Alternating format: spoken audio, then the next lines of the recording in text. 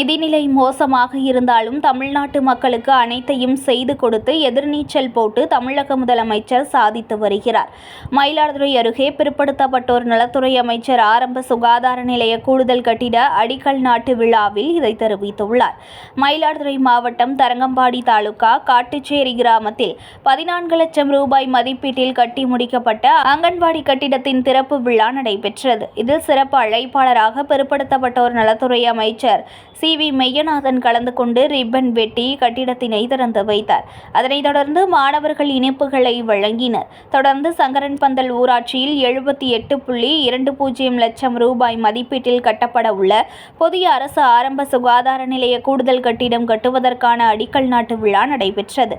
இதில் அமைச்சர் பங்கேற்று அடிக்கல் நாட்டில் பணிகளை துவங்கி வைத்தார். பின்னர் அமைச்சர் மெய்யநாதன் பேசுகையில், கடந்த ஆட்சி காலத்தில் மருத்துவர்கள் தேர்வு என்பது MRP தேர்வு முறை மூலம் பல்வேறு மாவட்டங்களில் பணியமர்த்தப்படுவார்கள். ஆனால் தமிழக முதலமைச்சர் மு.க. ஸ்டாலின் ஆட்சியில் மருத்துவர்கள் இருப்பிடத்திற்கு அருகிலேயே பணியாற்றப்பட வேண்டும் என அறிவிக்கப்பட்டது. திராவிட மாடல் ஆட்சி இந்தியாவிற்கே வழிகாட்டுதலாக உள்ளது. ஒரு நாள் வேலை பார்க்கும் பெண்களுக்கு கடந்த 6 மாதங்களாக மத்திய அரசு சம்பளம் வழங்காமல் வஞ்சித்து வருகிறது.